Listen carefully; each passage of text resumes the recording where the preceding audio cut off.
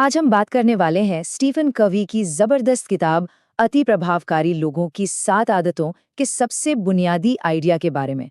ये एक ऐसी किताब है जो उस सवाल का जवाब देने की कोशिश करती है जिससे शायद हम सब कभी न कभी जूझते हैं। सच्ची और टिकाऊ सफलता आखिर होती क्या है? ये सवाल बहुतों के मन में उठता है। बाहर से देखने पे सब कुछ है, जबरदस्त कामयाबी, अच्छा करियर, लेकिन अंदर से फिर भी एक खालीपन है। तो ये एक अजीब सी पहेली है ना, कि बाहरी सफलता हमेशा अंदरूनी सुकून क्यों नहीं ला पाती। आज हम इसी पहेली को समझने की कोशिश करेंगे। कवि अपनी बात की शुरुआत एक बहुत ही आम लेकिन गहरी समस्या से करते हैं। वो कहते हैं कि कई लोग अपने प्रोफेशनल गोल तो हासिल कर लेते हैं, लेकिन उनकी निजी जिंदगी में एक खालीपन आ जाता है। रिश्ते बिखरने लगते हैं और ऐसा लगता है मानो जिंदगी की राह में कहीं खो गए हों। और देखिए, ये सिर्फ ऊपरी परेशानियां नहीं हैं, ये बहुत गहरी दर्दनाक समस्याएं हैं जिन्हें किसी शॉर्टकट या जुगाड़ से ठीक नहीं किया जा सकता। ये इस बात का इशारा है कि असली गड़बड़ कहीं और बहुत गहरी यानी कि जड़ में है।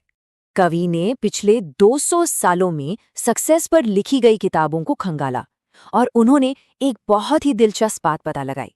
उन्होंने देखा कि समय के साथ सफलता को देखने का हमारा नजरिया ही पूरी तरह बदल गया है। पहले जोर होता था चरित्र आधारित नीति पर, यानी ईमानदारी, हिम्मत, मेहनत जैसे असली गुणों पर। इसे कवि कहते हैं प्राथमिक महानता, मतलब आप असल में अंदर से क्या हैं। लेकिन धीरे धीरे इसकी जगह ले ली व्यक्तित्व आधारित नीति ने। इसमें सारा फोकस इस पर होता है कि आप बाहर से कैसे दिखते हैं, आपकी इमेज क्या है, बात करने का तरीका कैसा है। ये है द्वितीयक महानता।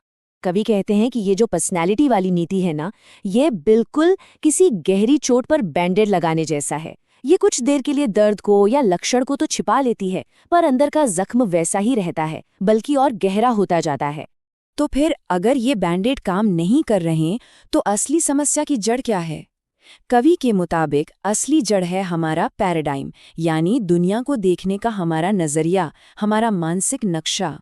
इसे ऐसे समझिए, मान लीजिए आपके हाथ में दिल्ली का नक्शा है, लेकिन आपको पहुंचना मुंबई है।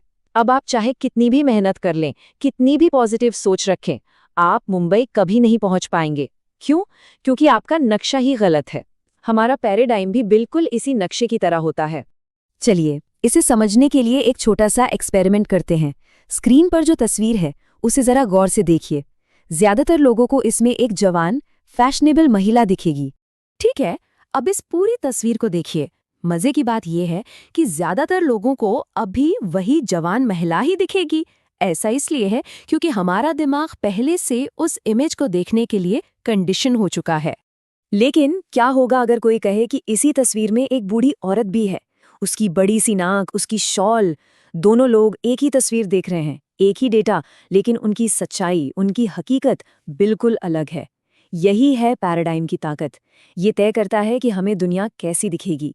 जिंदगी में जो सबसे बड़े, सबसे गहरे बदलाव आते हैं ना, वो हमारे काम बदलने से नहीं आते।